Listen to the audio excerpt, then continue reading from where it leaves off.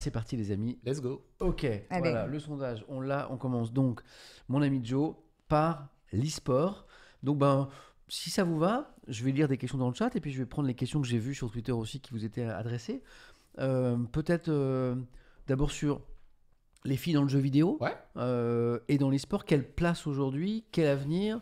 Faut-il des équipes mixtes dans l'e-sport? Kayane, Laure, vous connaissez ça par cœur. Ouais. Ah oui, ça fait 10 ans qu'on 100 fois par jour. On en est où aujourd'hui?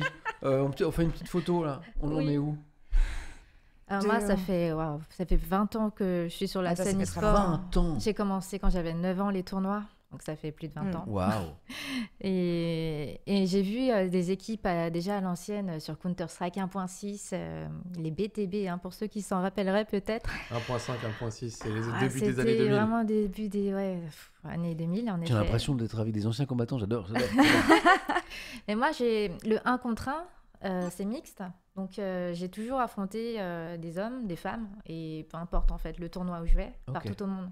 Et, le 1 contre 1 c'est mixte? Ouais. Ok. Ouais. C'est toujours mixte. Mais l'e-sport est mixte de base en fait. C'est juste que par construction sociétale et développement, effectivement, t'as beaucoup de garçons, mais il n'y a rien qui dit qu'une équipe de League of Legends doit être purement masculine ou ce genre de choses. Et c'est la même chose dans les jeux de combat. C'est ça. Et justement, le fait de pouvoir être en 1 contre 1, ça fait que je m'inscris et je me fais dégommer ou je poutre les gens. Ouais. C'est tout. C'est la seule règle. Alors que quand tu dois jouer en équipe, tu dois former cette équipe. Et c'est là la difficulté, c'est que les femmes, elles ont du mal à trouver des joueurs qui veulent bien d'elles dans l'équipe. Souvent, c'est des gars qui vont dire « Oh non, on veut pas d'une fille dans l'équipe, ça va créer des problèmes, des ambiguïtés hommes-femmes, alors qu'elles veulent juste jouer, juste performer, s'entraîner, être plus fortes. » Et eux, ils y voient tout de suite un aspect... on peut être plus, peut-être. Mais en fait, c'est ce que tu disais, Laurent. En fait, il y a beaucoup de choses. C'est la construction sociale après, en fait. Il y a beaucoup de choses. Il y a le fait que, conventionnellement, je pense que... c'est bête, mais quand on pense aux jeux vidéo, on va plus penser à des garçons qu'à des filles. Il y a eu pendant longtemps les garçons bleus, les filles roses, les filles jouent à la poupée, les garçons jeux vidéo, ce genre de choses.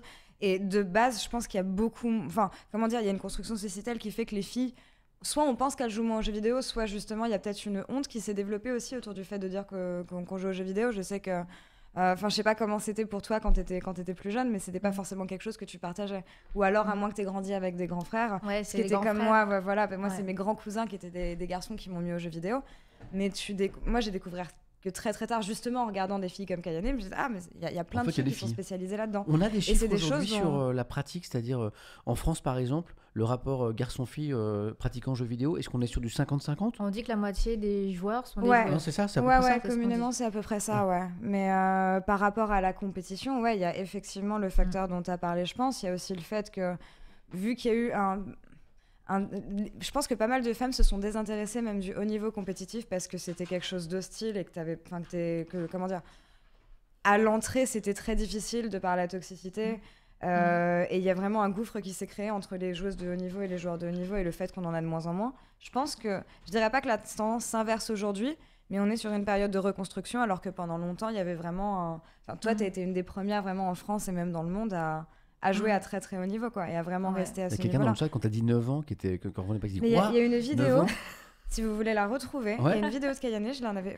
ça te dérange pas, elle est hyper drôle. En compétition, je sais pas quel âge t'as, mais t'es très jeune, et je sais plus si c'est un joueur ou un journaliste à côté de toi, mais il se fout de toi, genre non mais de toute façon tu vas rien faire ou ce genre de truc, et tu l'as démonté en jeu, et à côté de ça tu lui as vraiment fait fermer son clapet juste derrière, et tu lui as balancé un énorme pic.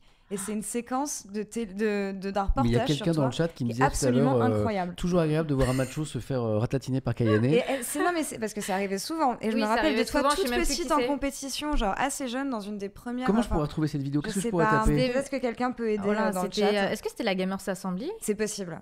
Je sais plus si c'était un journaliste ou un joueur, mais le ratio originel. Moi j'ai vu une vidéo de toi effectivement avec tu affrontais des garçons qui venaient te défier un par un. Oui. Et certains qui manifestement vivaient pas très très bien de se prendre une correction. Bien sûr. Tiens, là par exemple j'ai une vidéo de 2022, Kayane versus Public dans la Gamers Assembly. C'est la Gamers Assembly de cette année. Je vais essayer de la chercher. Tu te laisses regarder? Alors, je crois même que cette vidéo dont tu parles, c'était à l'ancienne, sur Dailymotion.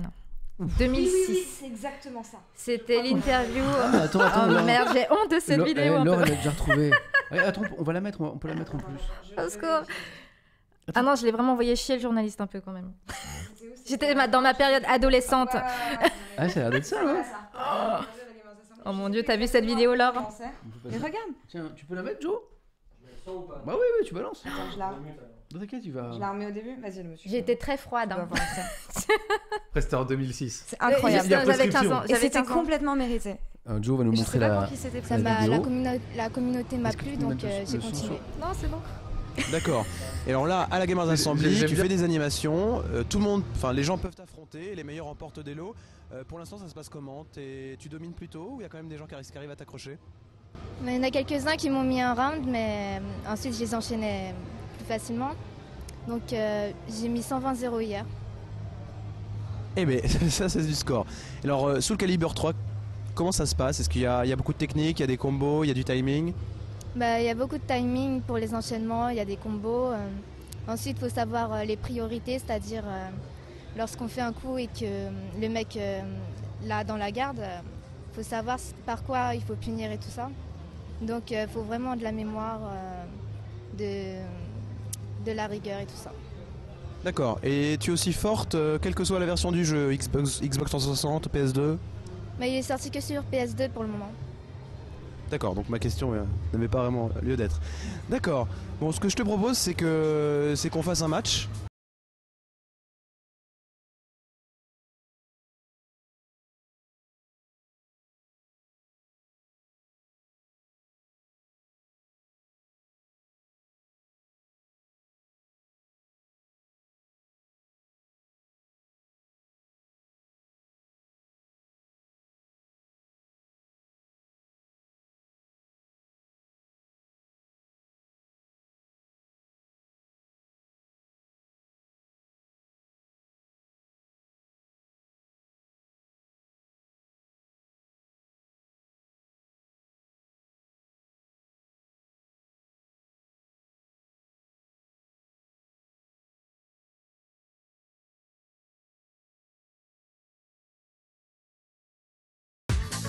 Bon, et tu es très très très forte, il n'y a pas à dire.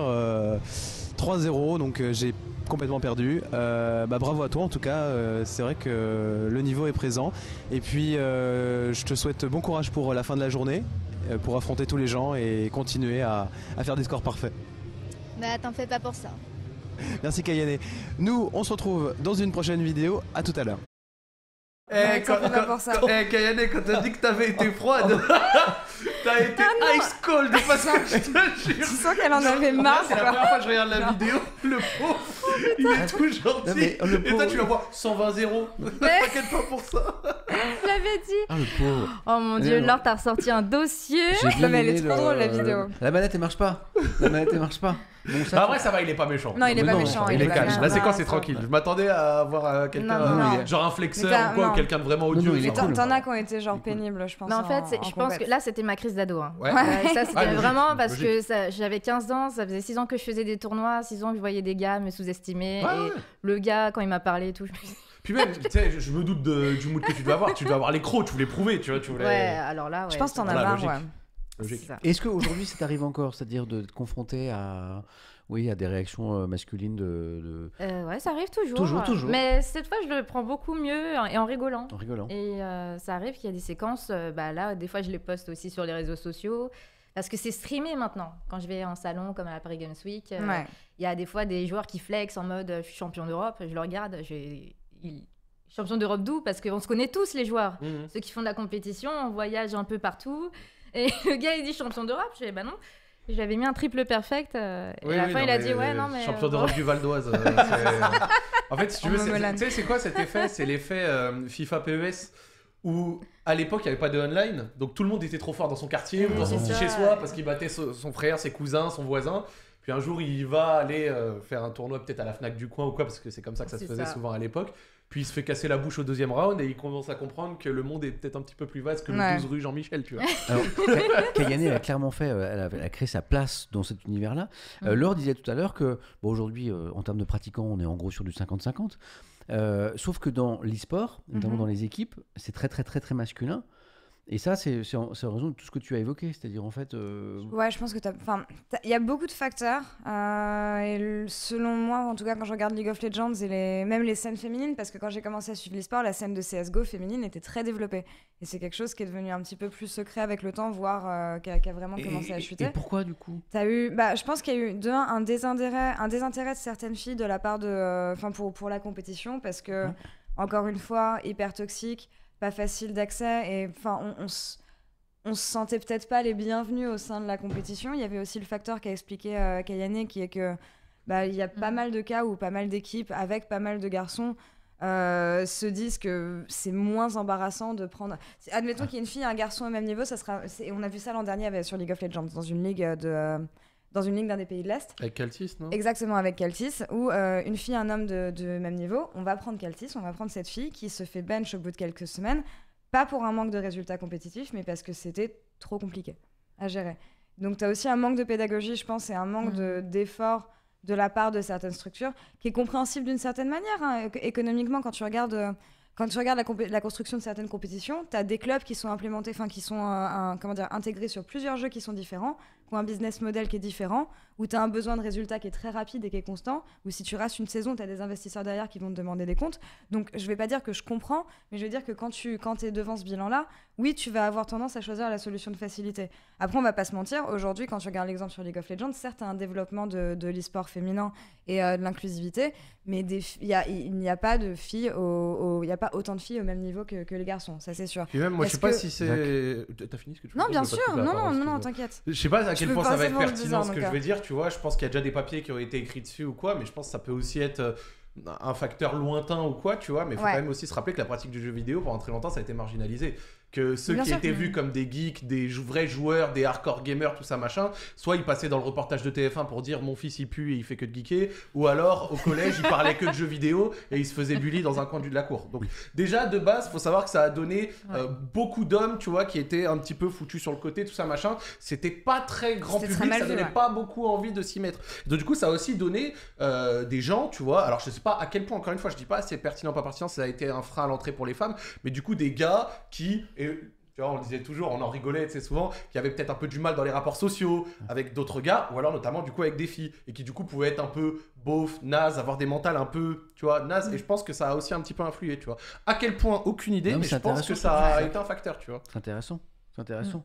Là, j'ai vu des actus là, cette semaine, ces 2 dernières semaines, des annonces de création d'équipes féminines, c'est ça, non ? Oui, la Carmine a créé son roster Valorant Game Changer, donc un roster féminin. J'ai même vu un joli clip sur Twitter, je trouvais ça vachement bien fait d'ailleurs. Et ça. Alors, la question qui était posée notamment par certains internautes sur Twitter quand j'ai dit qu'on avait parlé de ça, c'était la solution pour faire progresser le gaming et l'e-sport au féminin. Est-ce que c'est plus d'équipes féminines ou c'est plus d'équipes mixte, votre avis ? Je pense que l'un va pas sans l'autre. Ouais. Je pense que les équipes féminines, ça va être une étape qui est aujourd'hui devenue nécessaire pour aller vers la mixité derrière. Que, en fait, du jour au lendemain, on va pas... Ça serait pas juste de forcer de la mixité pour qu'il y ait plus de filles. Et tu as aussi envie... l'envie profonde, c'est vraiment de redonner envie et de redonner de la motivation à des jeunes filles pour qu'elles puissent pour qu'elles puissent être compétitrices. Et en le forçant, je pense que ça servira à rien. Donc redonner un espace, entre guillemets, pas une safe space, mais un espace qui est dédié justement pour qu'il y ait plus de joueuses, qu'elles se remettent dans un environnement compétitif pour ensuite faire le pont vers les équipes mixtes, que ce soit vers les sessions d'entraînement, les try-outs, quand les équipes cherchent d'autres joueurs, qu'on leur suggère des joueuses également. Avoir l'expérience de ce que c'est en fait. Ouais, voilà, c'est ça. Mais on peut pas, c'est une étape que je pense qu'on peut pas sauter aujourd'hui. Mais j'espère en tout cas que c'est une étape... palier et qu'on va pas s'arrêter là. Noack dit, et d'accord avec toi, c'est un problème d'éducation et de pédagogie. Je vais vous donner un exemple, vous allez trouver ça super bizarre. Vas-y. Mais en fait, dans Question pour un champion, j'ai vécu ça. Je vous explique. Quand je suis arrivé il y a 7 ans à Question pour un champion, à chaque émission, j'avais 3 hommes, une femme. 3 hommes, une femme. À un moment, je leur dis, c'est bizarre, votre émission, il y a que des garçons. Et on me dit, oui, en fait, on triche déjà, on met plus de femmes qu'on a de candidates, parce qu'en fait, les femmes sont très peu nombreuses à se présenter. Et donc, on m'a dit, c'est comme ça. C'est une émission, il y a 3 hommes, une femme. Je leur dis, c'est pas possible. Aujourd'hui, dans un pays, dans une société où on essaie de mettre la parité en avant et d'équilibrer les droits hommes-femmes, tu peux pas faire une émission, même si c'est un jeu télé, avec 3 hommes et une femme. Et on me disait, oui, mais on les a pas, les femmes. Et là, je leur ai dit, oui, mais si vous mettez pas les femmes à l'antenne, que les femmes ne se voient pas jouer, comment voulez-vous qu'elles se projettent pour jouer ? Et donc, je leur ai dit, je m'en fous, je veux que vous me mettiez des femmes. Donc vous me les trouvez, vous les mettez à l'antenne et vous verrez que quand les femmes vont se voir jouer, elles vont jouer. Donc j'ai vraiment été très lourd avec ça. Aujourd'hui, dans les émissions de questions pour un champion, on a 2 femmes, 2 hommes sur chaque émission.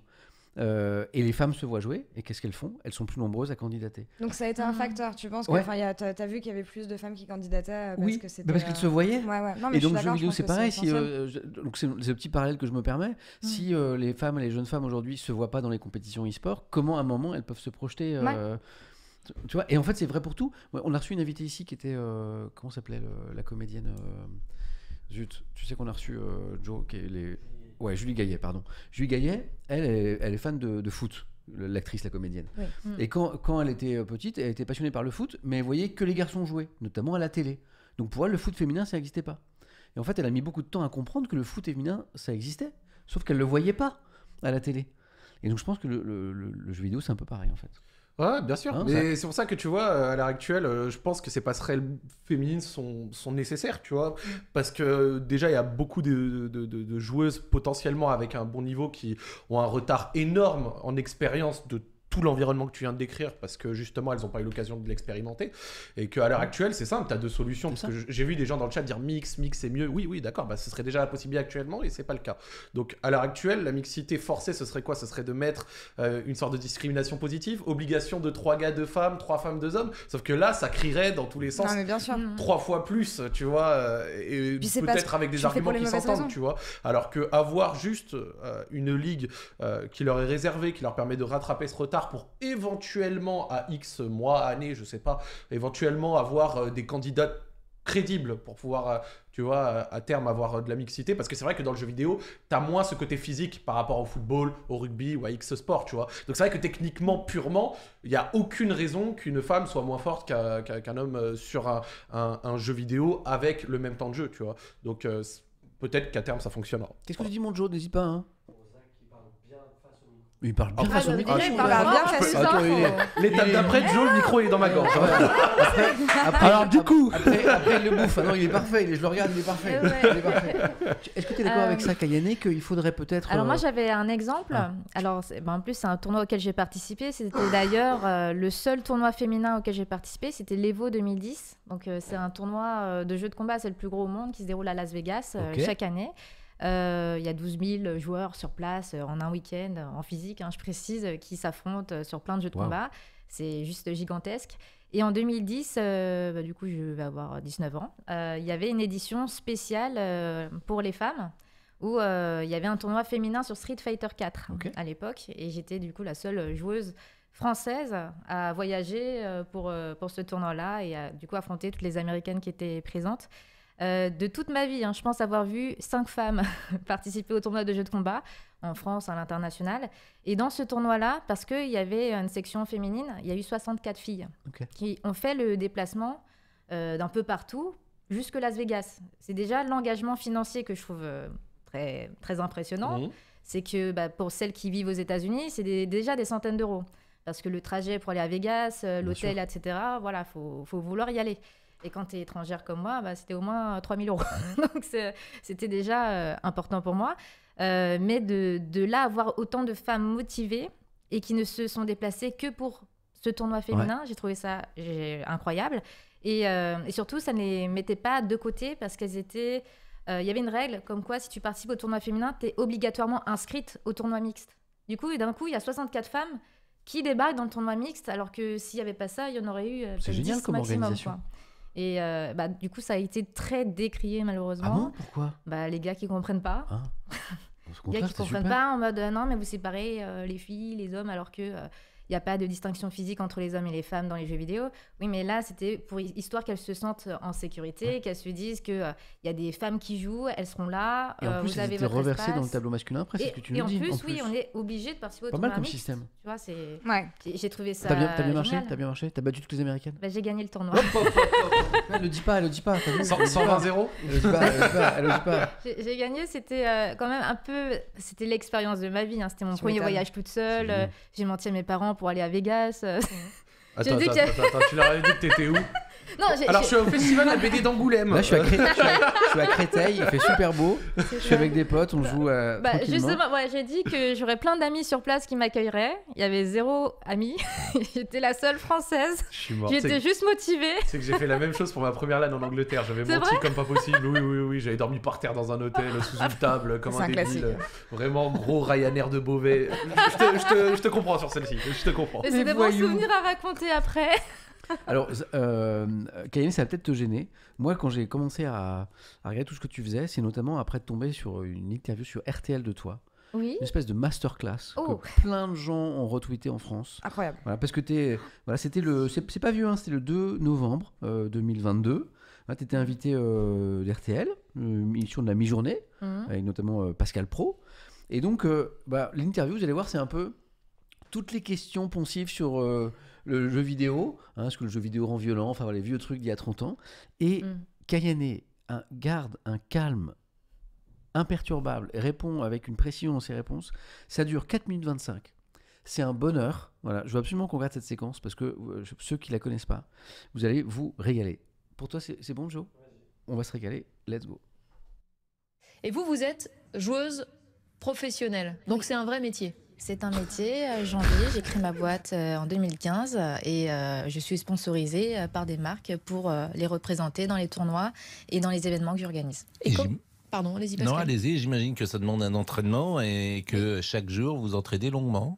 Oui, alors je joue à des jeux de combat, donc en fait on a 2 personnages qui s'affrontent et l'objectif c'est de réduire la barre de vie de l'adversaire le plus possible. Et moi je joue avec un personnage, ça prend entre 3 heures et 7 heures par jour, en particulier quand on a des tournois, on doit se préparer, faire des sessions d'entraînement et regarder des matchs en ligne sur YouTube ou Twitch et on regarde, on analyse des adversaires et ensuite on se déplace dans le monde entier pour participer au tournoi. Question peut-être provocatrice, mais il y a beaucoup de parents, de grands-parents qui s'inquiètent de voir les jeunes passer beaucoup de temps devant les jeux vidéo. Je vais être très abrupte dans ma question, ça rend pas idiot? Non, tout comme les contenus en fait qu'on a à la télé ou sur Netflix et autres plateformes de streaming, il faut savoir limiter le temps de visionnage de jeux sur les consoles, sur PC. Il faut que les parents s'intéressent aussi à ce que les enfants jouent. Il faut leur mettre des jeux qui soient adaptés à leur âge et aussi à leur sensibilité. Par exemple, vous jouez à Street Fighter, on l'a dit, c'est un jeu de combat. C'est pas préconisé pour les plus jeunes. Par exemple, on commence pas avec ces jeux-là. Ça pourrait, parce que moi j'ai commencé très jeune, à 7 ans, les jeux de combat, mais c'est plus des valeurs d'arts martiaux qu'on apprend sur ce type de jeu, puisque c'est des combattants, mais c'est des personnes des personnages qui ont appris du karaté, du judo, ce type d'arts martiaux, et qui ont vraiment ces valeurs de dépassement de soi. Et moi, ça a été mes modèles quand j'étais plus jeune. Alors, ce qui fait peur, évidemment, dans ces jeux, c'est pas qu'on en joue, c'est qu'on ne fasse plus que ça, et que les gosses ne fassent plus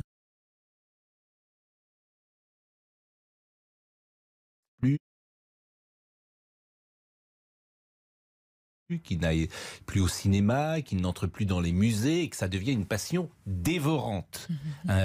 Vous parliez avoir commencé les jeux vidéo à 7 ans. Est-ce que c'est votre cas? Est-ce que c'est votre seul intérêt dans la vie, si j'ose dire? Moi, je pense que le jeu vidéo m'a vraiment permis de m'ouvrir au monde parce que les week-ends, je me déplaçais dans des événements physiques pour rencontrer des joueurs de tout âge, hommes ou femmes, et je jouais avec eux, ce sont devenus des amis. Ça m'a permis de rencontrer des joueurs étrangers. Donc mais est-ce qu'il y a d'autres passions à côté de ces jeux vidéo? Des passions pour moi? Oui. Oui, je suis passionnée de piano. Je joue du piano parce que des musiques de jeux vidéo comme Final Fantasy m'ont passionnée et m'ont donné envie de me mettre à la musique. Je fais de la boxe thaïlandaise parce que les jeux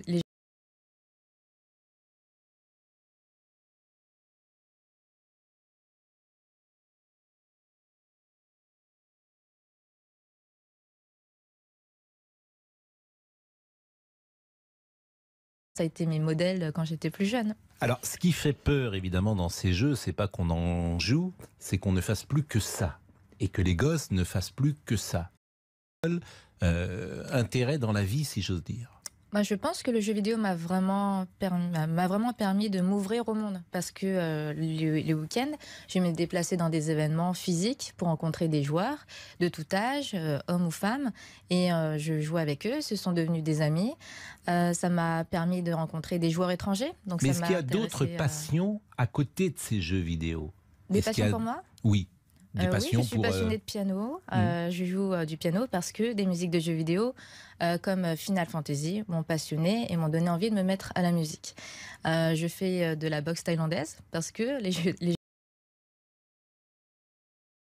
C'est le player Twitter qui marche pas très bien, c'est pas très grave. Il m'a énervé. Mais vous avez vu, moi ce qui est fou, et je veux pas te faire rougir, Kayane, mais ce qui est fou, c'est que bon, on a toutes les questions ponctives sur les jeux vidéo. Ah, mais alors si tu fais que du jeu vidéo, tu vas te couper de tout le reste, tu vas rien faire d'autre. On n'a pas eu les questions sur la violence, mais on sent qu'elle arrive dans pas longtemps. Il y a eu la question de l'argent juste après. Voilà, hein, donc... exactement. Donc tous les poncifs, et en fait tu réponds avec un calme fou, et on sent même que tes interlocuteurs, qui sont des journalistes donc, qui s'y connaissent manifestement pas très très bien en jeux vidéo, sont un peu décontenancés parce que ça tente pas à ce que tu parles de piano, de voyage, de curiosité, voilà. Ouais, mais en plus, il me coupait à chaque fois. Je voulais parler des différents métiers qu'il y a dans l'écosystème jeux vidéo et e-sport. Au lieu de ça, il me dit vous n'avez pas compris la question, en fait, on demande combien vous gagnez. Ouais. Et... Mais comment tu as réussi à garder ton calme? Parce que c'est ça qui me surprend, moi, c'est pas mal. Je pense que les jeux de combat me canalisent pas mal. Hein. Je fais de la boxe aussi, donc les sacs de frappe, c'est eux qui prennent. Non, mais surtout, je crois que ça fait longtemps. Genre, tu es passé dans des médias il y a 10 ans avec Game One et tout. Donc, en fait, tu l'as déjà tapé, ce genre de choses, non? En fait, en réalité, je suis très habituée à ce type de questions parce que c'est un peu mon quotidien, en réalité. Hein. Déjà, je suis une femme qui joue à des jeux vidéo, donc depuis plus de 20 ans, c'est toute ma vie. J'ai été assez marginalisée depuis petite. Avoir une passion comme le jeu vidéo, c'est en mode t'es dans une cave, tu joues, t'es sale. Elle existe vraiment? Voilà, tu joues. Dans une cave. Vraiment. Donc j'ai été habituée à ça et maintenant je m'adresse aussi par exemple à la mairie d'Argenteuil pour organiser des événements là-bas, pour avoir des salles et tout ça. J'ai été ambassadrice de la ville et je m'adresse des fois à des élus. Et parfois, on me dit il faut adapter le discours. Attention, on ne peut pas trop parler de jeux de combat parce que déjà, si les gens se battent dans la rue, c'est-à-dire que dans le jeu vidéo aussi, on se bat. Donc là, j'ai des haussements de sourcils, mais je les cache. Et du coup, à chaque fois, je dois essayer de montrer ce que moi, ça m'a apporté. Et j'essaie de le faire le plus positivement possible et le plus calme possible. Parce que si je m'énerve, après, je vais rentrer dans le moule où ils vont dire vous avez raison. Enfin, vous avez vu, ça la rend violente. Mais alors, Zach et Laure, moi j'ai une question pour vous. Comment, on est en 2023, aujourd'hui, quand on voit l'importance économique et culturelle du jeu vidéo, en France et dans le monde, comment on peut encore avoir ce regard, alors d'une partie des médias ou de la société, je ne sais pas, parce que là on parle par exemple d'élus ou de responsables, sur le jeu. Pourquoi ça n'a pas évolué plus vite? Samuel, je pense franchement là sur la séquence, il y a 2 raisons simples. Déjà, par une incompétence crasse, si on veut commencer, ils n'ont absolument pas travaillé le sujet. Monsieur a raison.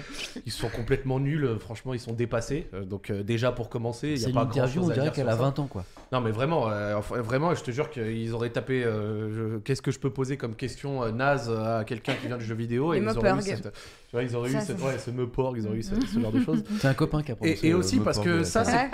Je le connais, pas je sais qui c'est. Et je pense que tu vois, en découlant de ça, du fait qu'ils bossent mal et qu'ils travaillent mal, du coup, ils sont jamais au fait des choses, ils sont pas au courant. Ils sont pas curieux, ils ne connaissent pas, donc du coup en fait ils subissent l'évolution, ils ne la vivent pas, ils ne l'acceptent pas, ils la subissent. L'évolution, elle prend son cours, tu vois, le train il y va, et eux ils passent à côté, et donc du coup ils ne le voient pas passer, ils sont là, puis on arrive en 2023, et sinon ça vous rend violent un peu, et combien vous gagnez, sérieux, vous êtes dans une cave, donc en fait si tu veux ils sont vraiment complètement à la rue. Dépassé. Ça les intéresse après, pas. ça les intéresse aussi peut-être pas, et il n'y a pas de mal à ça, tu vois, mais après pour moi la question en fait, au-delà de pas être intéressé, parce que moi je vais pas m'en vouloir à une personne qui a 55 ans et qui connaît pas et qui a des questions basiques poncives, mais la personne de 55 ans je m'attends pas à ce qu'elle a fait des recherches avant d'avoir une tribune devant X dizaines ou centaines de milliers d'auditeurs et poser des questions à la personne, tu vois, et là pour le coup je les trouve vraiment très mauvais, donc mais t'as raison, ça c'est embêtant parce que RTL, la radio dont on parle, c'est une radio qui parle à des centaines de milliers voire des millions de personnes, donc c'est pas anecdotique, tu vois, de poser la question. Juste un message de Clamakin là à l'instant, Zach il tacle aussi bien sur un terrain qu'au micro, je valide. Je l'ai vu ce tacle. À mort. Oui. Toi Samuel, t'as décidé quand tu lis des messages sur moi de me mettre bah non, moi c'est un super compliment. Attends, bah non, c'est parce que tu dis les termes, mais pas de problème, t'inquiète.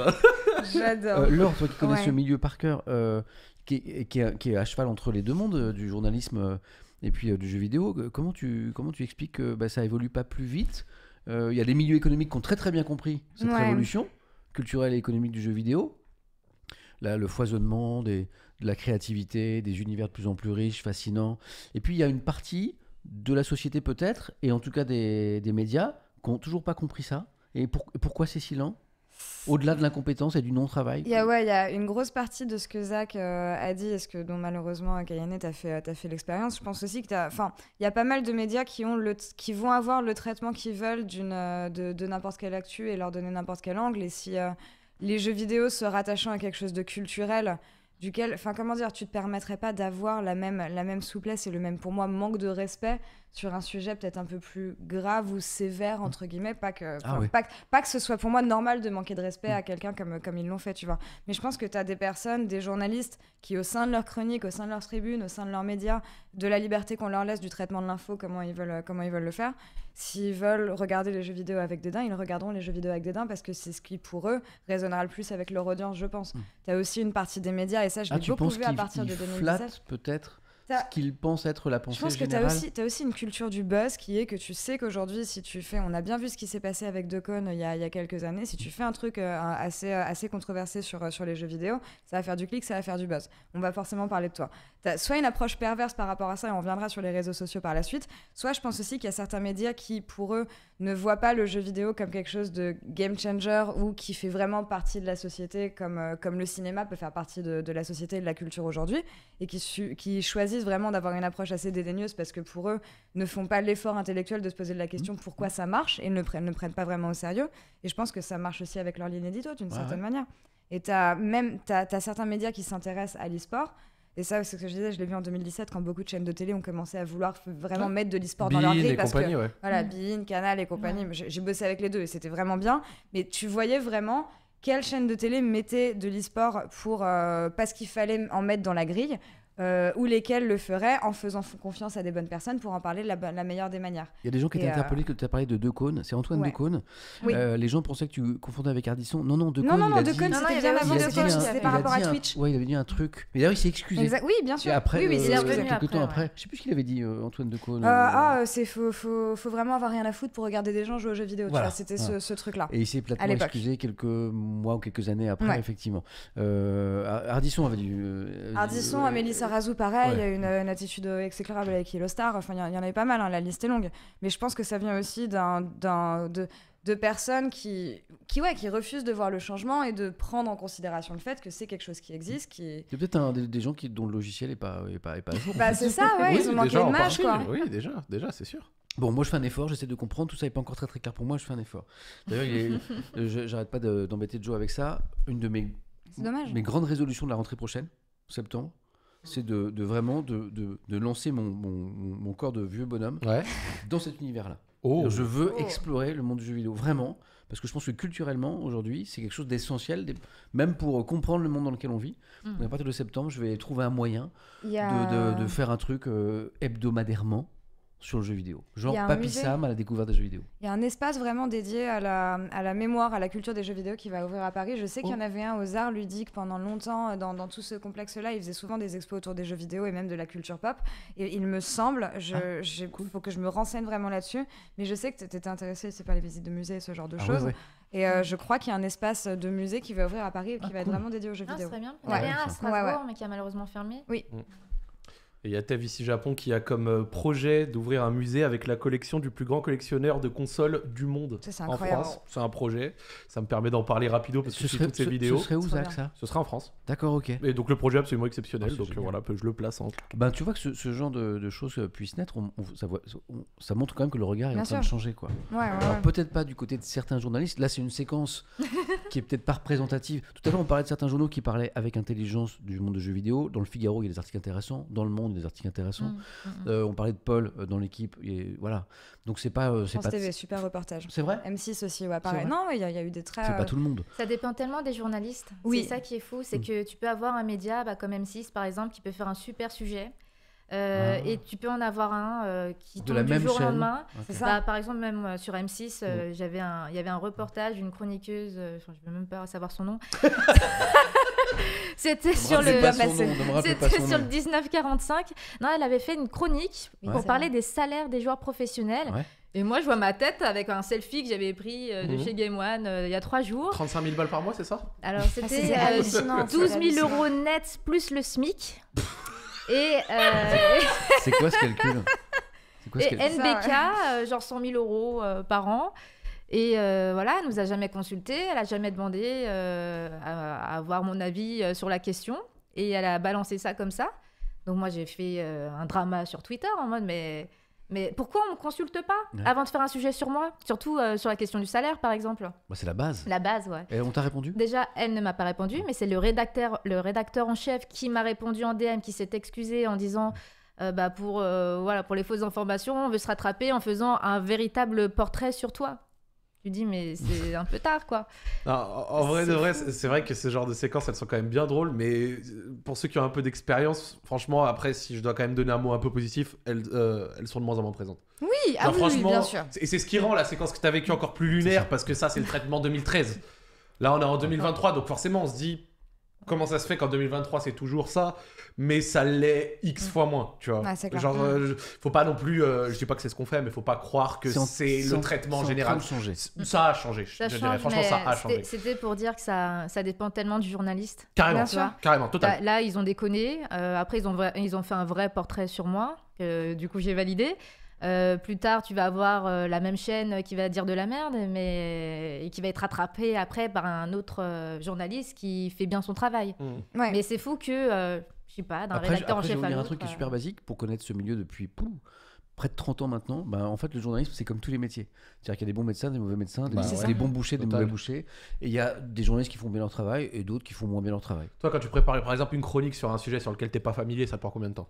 En moyenne, bon, bien sûr, ça dépend si tu fais de la physique quantique ou un truc plus simple. Il n'y a pas de règle, mais je pense qu'effectivement, tu vois, une préparation de matinale par exemple, donc je peux arriver, il y a des gens qui arrivent une demi-heure, 3 quarts d'heure avant l'antenne. Pour moi, c'est 3 heures de préparation minimum, parce que je ne veux pas arriver à l'antenne en ayant l'impression de ne pas avoir fait le maximum pour à peu près maîtriser l'actu dont je vais parler, quoi. Tu vois, et c'est le minimum, mais après, chacun de. Même dans le jeu vidéo, je suppose qu'il y a des gens qui travaillent sérieusement, d'autres pas aussi, tu vois, mais donc.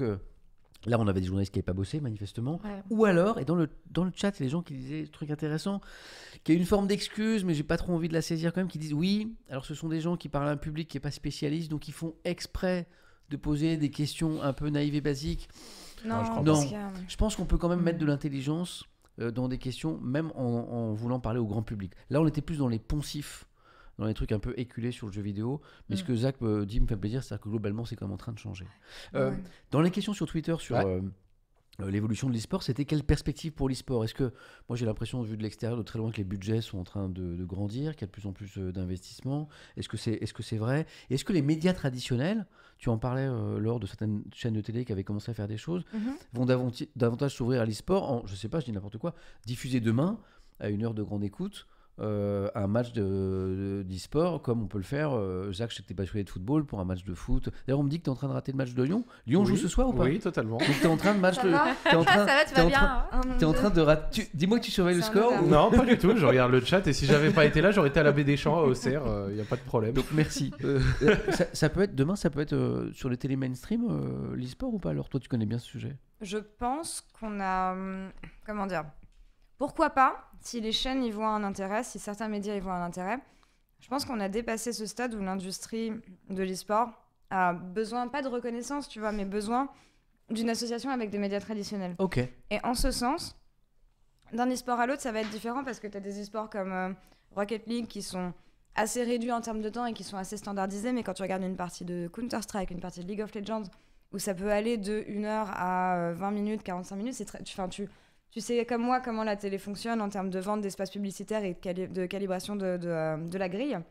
C'est assez compliqué d'avoir de l'e-sport comme ça à la télé. Ouais. Et je pense même pas que ce soit intéressant pour des matchs d'e-sport d'être diffusés à la télé aujourd'hui. C'est peut-être pas le bon endroit, le bon format. Ouais, ça dépend des jeux. Puis faut que quand tu tombes sur la chaîne, il faut que tu comprennes tout de suite à peu près ce qui se passe, quoi. Puis même les matchs, ça peut durer vraiment longtemps. Ouais, c'est ça. Genre ça te demande une place sur la grille qui est énorme, sans assurance d'audience derrière. Et puis l'e-sport s'est construit avec Twitch, etc. d'une certaine manière, tu vois. Genre j'ai du mal à voir un step-up tout de suite, à commencer à voir ne serait-ce que par exemple, allez, on va dire une bêtise, mais la LFL d'un coup... C'est sûr, la LFL, vu comment c'est construit, c'est imbuvable. Genre imbuvable pour une télé, je veux dire. En fait, c'est ce que dit Laure, c'est-à-dire qu'en fait, l'e-sport et le jeu vidéo a pas besoin aujourd'hui de la télé pour se développer. En fait, c'est ça que tu dis. Les canaux, les supports, ils existent déjà. Bien sûr. Samuel, l'âge moyen de l'auditeur, du spectateur de télévision, 58 ans, 58,5 ans. C'est ça. Voilà. C'est ça. Bon, est-ce que l'auditeur, avec tout le respect que je lui dois de 58,5 ans, va vouloir voir Counter-Strike, Rocket League ou c'est son match de Carmine toutes les semaines. Ouais, ou la cassé, tu vois. Bon, après, moi, j'aimerais bien voir pas casser. Moi, j'adorerais. Ça me ferait plaisir, tu vois. Mais disons que j'ai un peu de mal à y croire. Et alors, autre question que j'ai vue tout à l'heure, est-ce que l'e-sport doit devenir olympique ? Je sais qu'il y a une édition des JO il y a quelques années où il y avait eu quelque chose d'intéressant, c'est-à-dire qu'il y avait une compétition d'e-sport qui était dans les JO, mais pas officiellement considérée comme un sport olympique. En marge des Jeux Olympiques. En marge, voilà, mais il y avait déjà quelque chose. Pour Paris, j'ai rien vu. Mais j'ai l'impression que pour il y a la Olympic e-sport Week il y a un truc, il y a un truc. Enfin, ils veulent faire une Olympic e-sport Week l'année prochaine. Mais j'ai vu que pour 4 ans après, 2028, donc, il y avait une vraie réflexion pour peut-être faire... alors de quel jeu vidéo d'ailleurs, c'est la question. C'est justement le problème, justement le problème. Des sports olympiques. Alors c'est ça, la difficulté, c'est quel jeu vidéo choisir, c'est ça. Il n'y en a aucun jeu de combat. Est-ce que qu'est-ce qui représenterait tout le monde en fait. Et qui représenterait pas non plus les valeurs du CIO et des Jeux Olympiques. Donc justement cette compétition qui s'était fait en marge, à moins que je dise des bêtises, c'était avec des jeux basés sur le sport. Oui. Donc t'avais du virtual regatta, t'avais des jeux cyclisme, l'aviron, exactement. Je sais plus quoi. Et ce qui est en e-sport, enfin. Force à eux, mais on s'en fout un peu quoi. On s'en fout un petit peu. Mais tu vas pas prendre du Counter-Strike parce que terroriste, antiterroriste, forcément ça ne marche pas. Tu vas pas prendre du League of Legends parce que c'est regardable. Jeu de combat, c'est regardable. Oui, mais pourquoi est-ce qu'on mettrait pas et en plus la violence, tu vois. Donc c'est hyper compliqué de trouver. Moi, je vois pas l'intérêt. Et je vois pas l'intérêt. Je vois pas l'apport que ça aurait, que ce soit pour le jeu vidéo. C'est pas une revendication, Zach, du gaming et non. Moi, je trouve que l'e-sport devrait avoir ses propres Olympiques faits. Après, il n'y a pas vraiment encore de comité ou de truc officiel, tu vois, mais je pense que c'est hyper compliqué avec. On n'a pas de fédération. Et en plus, c'est les éditeurs et tout. Par exemple, regarde, le football, ça appartient à personne. Même s'il y a la FIFA, même s'il y a l'UEFA, tu peux faire des choses. Mais t'as une entité qui est responsable. CSGO, ça apparttit à Valve, Rocket League, à Psyonix, tu vois. Donc déjà, ça c'est compliqué. Et pour répondre à une de tes questions assez intéressantes, il y a aux États-Unis, Call of Duty avait été mis aux X Games. Donc les X Games, si je dis pas de bêtises, c'est un énorme événement, je crois, pour le sport extrême. Ouais, exactement. Alors, est-ce que c'est équivalent de l'Olympique des sports extrêmes ? J'ai pas envie de dire de bêtises, mais je crois que c'est vraiment un truc très gros. Ils avaient mis Call of Duty, ils avaient mis des machins, tout ça. C'est resté quelques années. Ils avaient pas mis de cash prize, c'était vraiment le prestige de gagner une épreuve des X Games, tu vois, donc avec la médaille d'or et compagnie. Ça n'a rien apporté. Ouais. Voilà, franchement, ça s'est resté 1 ou 2 ans, puis ça a arrêté. C'est mignon parce que chacun y va de sa proposition un peu en rigolant. Farm Simulator, Rocket League, jeu parfait pour les JO, me dit The Ployd. C'est sponsor par Red Bull. C'est peut-être ça aussi. Ah, peut-être.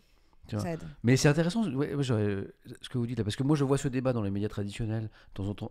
Et si l'e-sport devenait sport olympique ?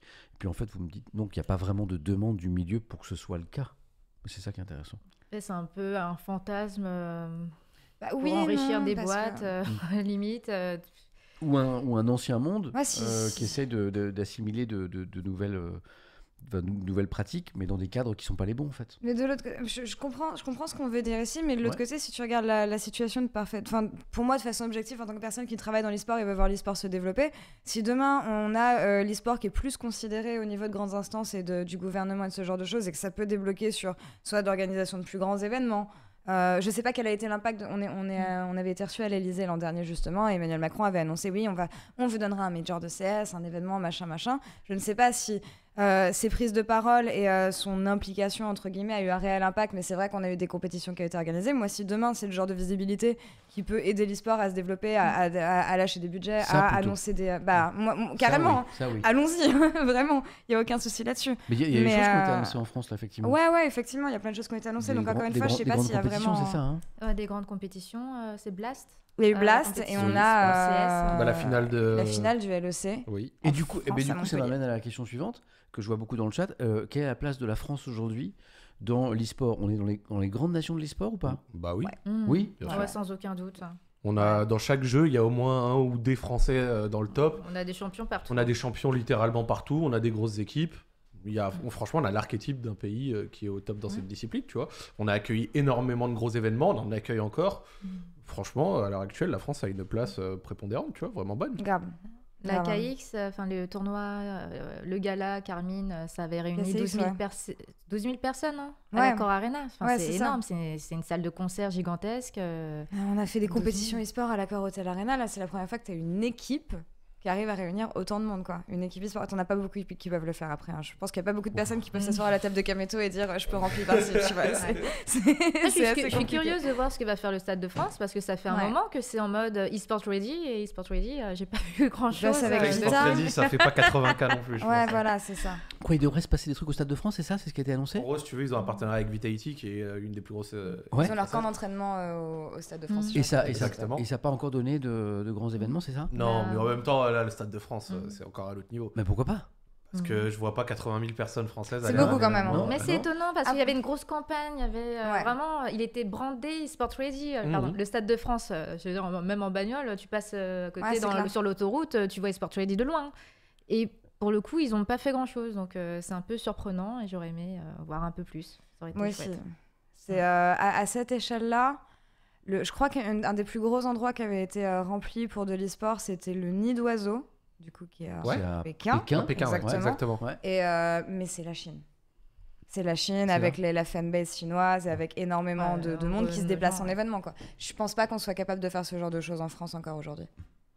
Dans pas longtemps, je dois recevoir Néo, d'ailleurs. Ah cool, tu vas lui poser là, la question, il travaille directement avec le Stade de France. Oui, parce que comme du coup j'ai une grande curiosité et une culture de cet univers qui est encore assez faible, malgré toutes les infos que vous me donnez, j'ai envie de creuser ça et donc je vais peut-être caler Néo de Vitality dans pas longtemps à la maison. Très bonne idée. Genre une rencontre Étienne. Vraiment bonne idée. Je vais le saouler avec mes questions pendant 7 heures.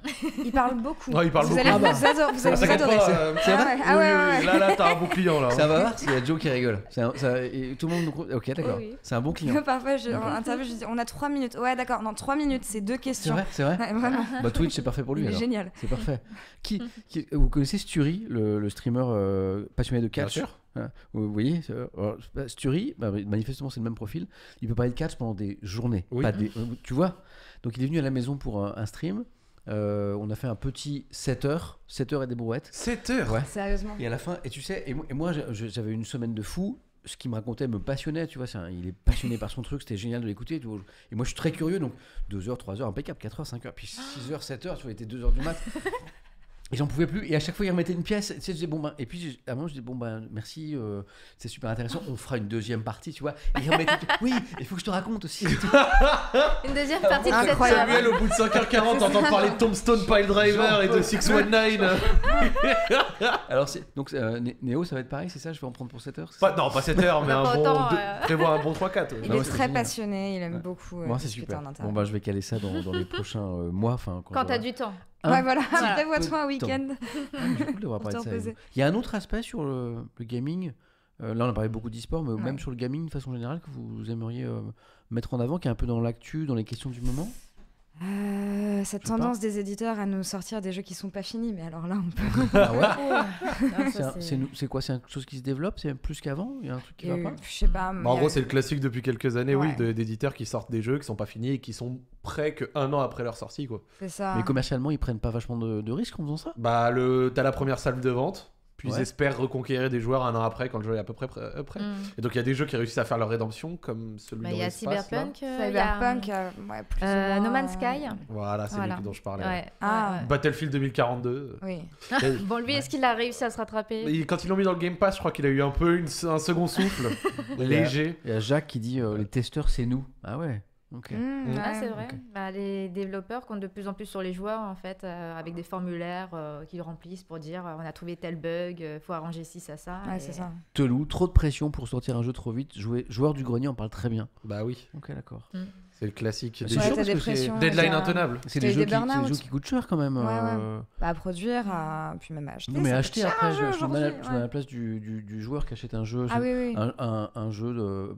Comment ça s'appelle c'est un nom, les jeux très chers. Un triple A. Ça vaut quoi 80 70, ouais. Bon, ben, tu joues avec un jeu qui n'est pas tout à fait terminé, ça? Non, pas du tout. Un petit peu énervant, ça. Oui. Ouais, et puis dans le DLC, pour 60 € de plus, tu auras le jeu qui peut-être fini un an plus tard. Ok, c'est pas cool. Cyberpunk. Ouais. En plus, du coup, il y a des tonnes de jeux qui ont vraiment une durée de vie absolument ridicule. Alors, je peux te le dire parce que j'ai un Call of Duty, donc là, c'est vraiment le top. Le jeu sort. C'est-à-dire durée de vie ridicule, c'est-à-dire. En gros, ça veut dire que au bout de quelques semaines, mois, le nombre de joueurs s'est effondré. Ah bon? Oui, il a une durée de vie ridicule.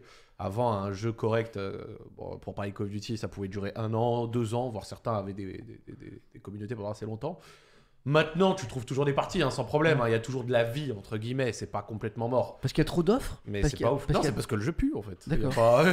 Désolé, il y a pas c'est même pas pour la concurrence, c'est juste que le contenu du jeu est pas suffisant pour y rester longtemps. C'est ce qu'elle dit. Malgré, j'ai l'impression que les budgets, pourtant, autour de la conception d'un jeu vidéo sont de plus en plus importants. Autour du marketing, surtout. Ouais, c'est ça, parce que tu as toujours ces gros titres, pour citer FIFA, Call of Duty, qui généralement vont faire leur chiffre de l'année sur des sorties de fin d'année, parce que c'est le moment où les gens vont acheter des consoles, vont acheter des jeux, donc tu as une durée de vie d'1 an. Donc tu as aussi une nécessité de sortir des jeux tous les ans. Donc tu sors des jeux qui... Il y a eu beaucoup de loupés. Il y a eu beaucoup de loupés.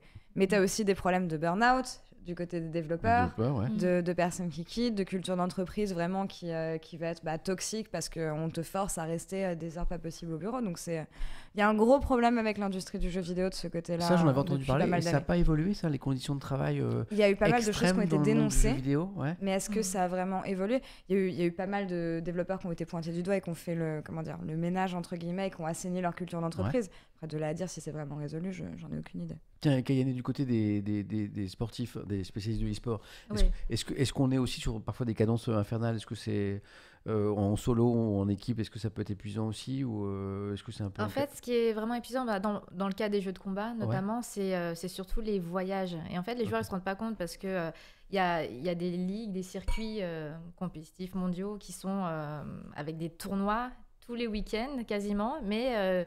d'un autre bout du monde à l'autre, et parfois je prends l'exemple de Luffy qui est un champion de Street Fighter qui me dit je vais faire 2 semaines de voyage. Alors, à un moment donné je vais au Canada, il fait moins 20 degrés, et juste après je vais à Porto Rico, donc il doit prendre la grosse doudoune, et la semaine d'après il est en short claquette, et en fait c'est hyper fatigant parce qu'il rentre chez lui 3 jours maximum, le temps de voir la famille, les amis. Ou de vivre. De vivre tout simplement, mais il doit aussi s'entraîner pour le prochain tournoi.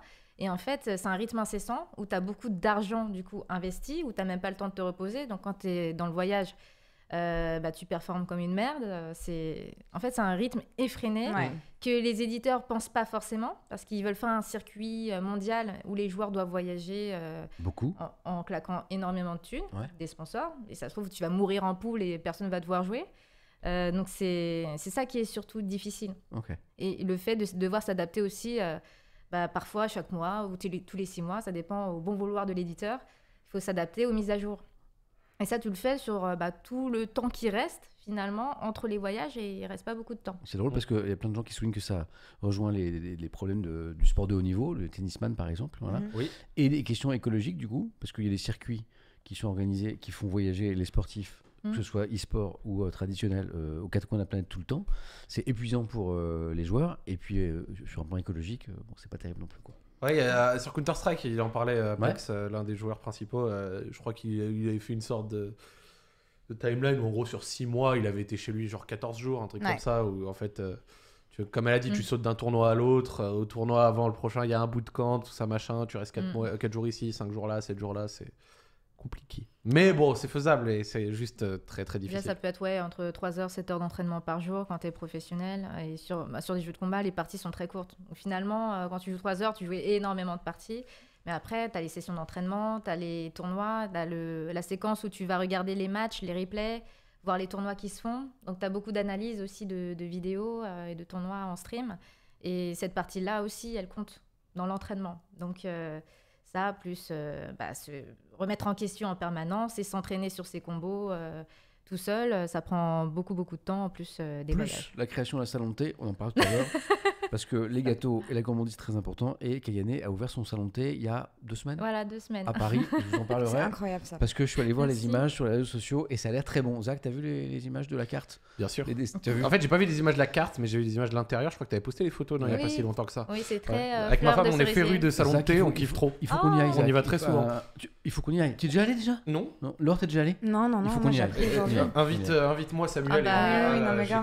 D'ailleurs, avec plaisir. Page de pub. C'est dans le 11e arrondissement, je crois. Oui, ça s'appelle Chez Yumi et chez c'est à Parmentier, Paris 11e. YUMI, voilà. Et moi j'ai vu les photos, il faut dire que le gourmand peut en témoigner, ça a l'air très. Tu fais quoi un petit peu? Tu fais du thé, des choses comme ça, des pâtisseries, des pâtisseries japonaises. Je sais pas si tu vois les taiyaki, les friandises à base de en forme de poisson. Oui. Ouais, où tu mets de la chantilly dedans, des crémeux et tout. Ça vient d'où? Du Japon. C'est la première fois que je voyais ça. Ouais, mais c'est ce que je préfère là-bas.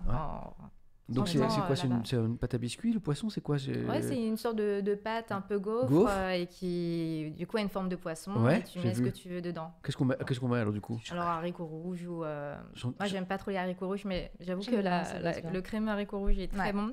Ou sinon tu mets du matcha. Quelqu'un a mis l'adresse dans le chat, chez yumi.fr. Voilà, dans le chat vous avez épinglé, vous avez l'adresse. C'est rue Saint-Maur. Ok, d'accord. Ouais. Ok, ben on va passer. N'hésitez surtout pas à passer. Ça me fera très plaisir. Genre, t'as des employés là-bas ou de temps en temps, toi, t'y vas? J'y vais aussi. D'ailleurs, lundi, j'organise un événement autour de Final Fantasy. Parce que, comme je le disais dans l'interview avec Pascal Pro, j'adore Final Fantasy. Et ils ont sorti un jeu musical. Et ça t'a rendu violente ou pas? Du coup, j'ai appris le piano grâce aux jeux vidéo. Demande-lui 3-4 fois encore, peut-être que ça va la rendre violente. En vrai, le site est super joli. Merci. Regardez.